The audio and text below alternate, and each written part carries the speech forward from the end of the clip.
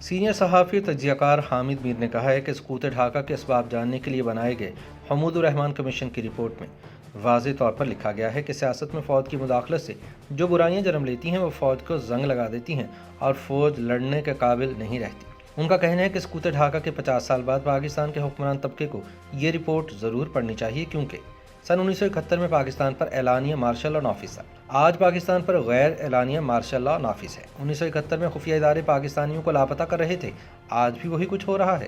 1971 میں مشرقی پاکستان کھو دیا گیا اور اب کشمیر کھو دیا گیا ہے۔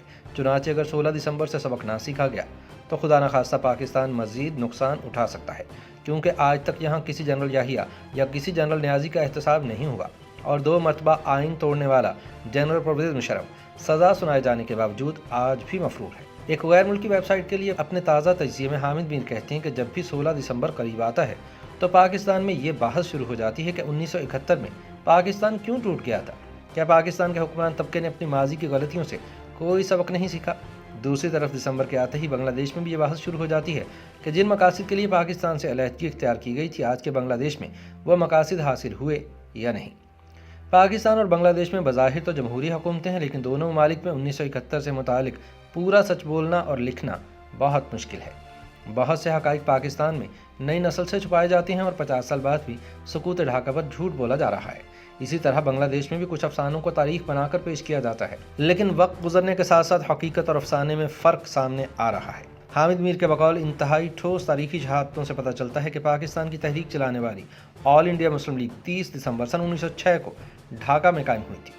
تحریک پاکستانیوں میں بنگالیوں کا اہم کردار تھا اور 23 مارچ 1940 کی قرارداد لاہور بھی ایک بنگالی لیڈر AK فضل الحق نے پیش کی تھی۔ قیام پاکستان کے کچھ عرصے بعد ہی بانی پاکستان قائد اعظم محمد علی جناح وفات پا گئے۔ اردو کو قومی زبان قرار دینے پر قائد اعظم رحمۃ اللہ علیہ کی زندگی میں ہی مشرقی پاکستان میں بے چینی پیدا ہوئی، لیکن مشرقی پاکستان اور مغربی پاکستان میں نفرتوں کا آغاز سن 1958 میں مارشل لاء نافذ ہونے کے بعد ہوا۔ جنرل ایوب نے 1956 کا آئین معطل کر دیا، اور جب سن 1962 میں صدارتی آئین نافذ کرنے کا منصوبہ بنایا تو ان کے بنگالی وزیر قانون جسٹس ریٹائرڈ محمد ابراہیم نے ایوب کو ایسا کرنے سے روکنے کی کوشش کی۔ ان کی کتاب ڈائریز آف جسٹس محمد ابراہیم میں جنرل ایوب کے ساتھ ان کی سرکاری خط و کتابت شامل ہے، جس میں وزیر قانون نے صدر پاکستان کو وارننگ دی تھی کہ صدارتی آئین پاکستان توڑ دے گا۔ پاکستان کے فوجی صدر نے اپنے بنگالی وزیر قانون کی وارننگ نظر انداز کر دی۔ صدارتی آئین کے خلاف مشرقی پاکستان کے گورنر جنرل اعظم خان نے بھی استعفیٰ دے دیا۔ ایوب خان اپنی ضد پر قائم رہے اور انہوں نے ایک پنجابی جج جسٹس ریٹائرڈ محمد منیر کو اپنا وزیر قانون بنا لیا۔ نئے وزیر قانون کو یہ ذمہ داری سونپی گئی کہ وہ کسی طرح بنگالیوں سے جان چھڑائیں۔ حامد میر بتاتے ہیں کہ جسٹس محمد منیر نے اپنی کتاب فرام جناح ٹو ضیاء میں لکھا ہے کہ 1962 میں وزیر قانون بنانے کے بعد جنرل ایوب خان نے مشرقی پاکستان سے تعلق رکھنے والے ایک بنگالی وزیر اور رمیز الدین کے پاس مجھے بھیجا، اور میں نے انہیں کہا کہ آپ ہم سے علیحدگی اختیار کر لیں یا کانفیڈریشن بنا لیں۔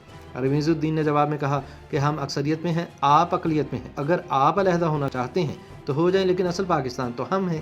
اس شہادت سے پتہ چلتا ہے کہ جنرل ایوب خان بنگالیوں کے ساتھ نہیں رہنا چاہتے تھے، کیونکہ بنگالی صدارتی نظام کے خلاف تھے۔ یہی وہ سال تھا جب تحریک پاکستان کے رہنما حسین شہید سہروردی کو غداری کے الزام میں گرفتار کیا گیا تو ڈھاکہ میں پاکستان کے خلاف نعرے لگ گئے۔ سہروردی کی نواسی بیرسٹر شاہدہ جمیل کہتی ہیں کہ ان کے نانا علاج کے لیے بیروت گئے، وہاں ان کی پراسرار حالات میں موت واقع ہو گئی۔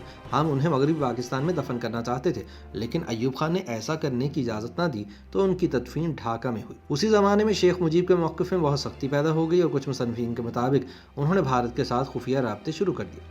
اس دوران مادر ملت محترمہ فاطمہ جناح نے ایوب کے خلاف 1965 کے صدارتی الیکشن میں حصہ لیا تو مشرقی پاکستان میں شیخ مجیب سمیت پاکستان سے ولی خان، غوث بخش بزنجو، عطا اللہ مینگل اور سردار خیر بخش مری سے لے کر مولانا مودودی تک سب نے فاطمہ جناح کی حمایت کی، لیکن ایوب خان نے محترمہ فاطمہ جناح کو انڈین ایجنٹ قرار دے دیا، دھونس اور دھاندلی سے انہیں ہرایا، لیکن وہ ڈھاکہ سے جیت گئیں۔ حامد میر بتاتے ہیں کہ فاطمہ جناح کی شکست نے بنگالیوں کو پاکستان سے مایوس کر دیا۔ اسی مایوسی کا نتیجہ 1966 میں شیخ مجیب کے 6 نکات کی صورت میں سامنے آیا۔ پہلا نقطہ یہ تھا کہ حکومت کا کردار وفاقی اور پارلیمانی ہونا چاہیے، یعنی اصل لڑائی صدارتی نظام کے خلاف تھی۔ پھر 1968 میں شیخ مجیب کو اگرتلہ سازش کیس میں ملوث کر دیا گیا، الزام عدالت میں ثابت نہ ہو سکا اور مجیب کی مقبولیت مزید بڑھ گئی۔ 1969 میں معروف صحافی الطاف حسین قریشی نے شیخ مجیب کا انٹرویو کیا۔ قریشی نے مجیب سے پوچھا کہ موجودہ بحران کا حل کیا ہے۔ مجیب الرحمان نے جواب دیا کہ 1956 کا آئین بحال کر دیں۔ قریشی نے کہا کہ 6 نکات تو کچھ اور ہی کہتے ہیں۔ مجیب نے جواب دیا کہ 6 نکات قرآن اور بائبل نہیں، نظر ثانی ہو سکتی ہے۔ پھر انہوں نے الطاف حسین قریشی کو وہی کہا جو رمیز الدین نے جسٹس منیر سے کہا تھا، ہماری آبادی 56% ہے، مغربی پاکستان علیحدگی کا تصور کر سکتا ہے، ہم نہیں کر سکتے، وہ حصہ اگر الگ ہونا چاہتا ہے تو ہو جائے۔ حامد میر بتاتے ہیں کہ اس واقعے کے 1 سال بعد 7 دسمبر 1970 کو پاکستان کی تاریخ کے پہلے عام انتخابات منعقد ہوئے۔ کہا جاتا ہے کہ یہ بڑے فری اینڈ فیئر الیکشن تھے، تاہم اس تاثر کے نفی جنرل یحییٰ کے اپنے 2 قریبی ساتھی کر چکے ہیں۔ پاکستان ایئر فورس کے ایک سابق افسر ارشد سمیع خان نے جنرل ایوب یحییٰ اور ذوالفقار علی بھٹو کے ساتھ بطور ADC کام کیا۔ انہوں نے اپنی کتاب 3 Presidents and an Act میں لکھا ہے کہ 1970 کے انتخابات میں میجر جنرل غلام عمر نے کچھ سیاستدانوں میں خفیہ طور پر رقوم تقسیم کی تھی۔ الیکشن کی رات جب نتائج آنا شروع ہوئے تو یحییٰ نے کہا کہ جنرل عمر سے بات کراؤ۔ ارشد سمیع نے صدر کی جنرل عمر سے بات کرائی تو صدر نے غصے میں پوچھا، وہ جو تم نے خان عبدالقیوم خان، صبور خان اور بھاچانی کو پیسے دیے تھے ان کا کیا ہوا؟ جنرل عمر کوئی جواب نہ دے سکے تو صدر نے کہا کہ قومی اسمبلی کے انتخابات میں جو ہونا تھا وہ ہو گیا، اب مجھے صوبائی اسمبلی کے انتخابات کے نتائج بالکل مختلف چاہیے۔ لیکن جنرل عمر صدر کے خوابوں کو حقیقت بنانے میں ناکام رہے۔ ISPR کے سابق سربراہ صدر یحییٰ کے press secretary brigadier AR Siddiqui نے اپنی کتاب جنرل محمد یحییٰ خان میں لکھا ہے کہ جنرل عمر نے مشرقی پاکستان میں کرنل SD احمد کے ذریعے بعض سیاستدانوں میں بھاری رقوم تقسیم کی۔ اس دھاندلی کے باوجود شیخ مجیب کی عوامی لیگ نے قومی اسمبلی اور مشرقی پاکستان کی صوبائی اسمبلی میں اکثریت حاصل کر لی، تاہم اکثریتی جماعت کو اقتدار منتقل کرنے سے گریز کیا گیا۔ یہ پہلو بہت اہم ہے کہ مشرقی پاکستان میں سیاسی بغاوت سے پہلے فوجی بغاوت ہوئی۔ 25 اور 26 مارچ 1971 کی درمیانی شب چٹاگانگ میں 8 ایسٹ بنگال ریجمنٹ کے میجر ضیاء الرحمان نے اپنے کمانڈنگ آفیسر کرنل جنجوا کو قتل کر کے ریڈیو سے آزادی کا اعلان کرا دیا۔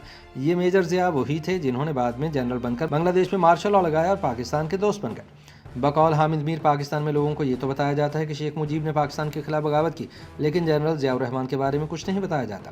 سقوط ڈھاکہ کے 50 سال بعد بھی مغربی پاکستان کے ان شاعروں، ادیبوں اور سیاستدانوں کو غدار کہا جاتا ہے جنہوں نے مشرقی پاکستان میں فوجی آپریشن کی مخالفت کی، لیکن ایسٹرن کمانڈ کے سربراہ لیفٹیننٹ جنرل صاحبزادہ یعقوب علی خان کا ذکر نہیں آتا، جنہوں نے مشرقی پاکستان میں فوجی آپریشن سے انکار کیا اور نتیجتاً یحییٰ خان کے ہاتھوں ڈسمس ہوئے۔ 16 دسمبر 1971 کے سرنڈر کے بارے میں اہم ترین حقیقت یہ ہے کہ یحییٰ خان نے مشرقی پاکستان میں اپنے کمانڈر جنرل امیر عبداللہ نیازی کو سرنڈر کا نہیں بلکہ سیز فائر کے لیے اقدامات کا حکم دیا تھا۔ منیر احمد منیر کی کتاب المیہ مشرقی پاکستان 5 کردار میں جنرل یحییٰ کا انٹرویو شامل ہے، جس میں یحییٰ نے کہا کہ میں نے نیازی کو سرنڈر کا نہیں کہا تھا بلکہ اسے کہا تھا اقوام متحدہ کو بولو کہ سیز فائر کرا دے، میں نے کہا تھا کہ دشمن کے آگے ہتھیار پھینکنے کا سوال ہی پیدا نہیں ہوتا۔ یحییٰ خان نے جنرل نیازی کو جھوٹا اور بزدل قرار دیا، حالانکہ وہ یحییٰ کا حسن انتخاب تھا۔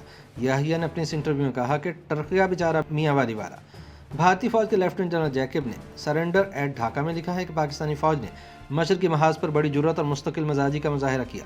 16 دسمبر کو جنرل نیازی کے پاس ڈھاکہ میں 30,000 فوج موجود تھی۔ اگر نیازی کچھ دن مزاحمت کرتے تو شاید UNO سیز فائر کرا دیتا۔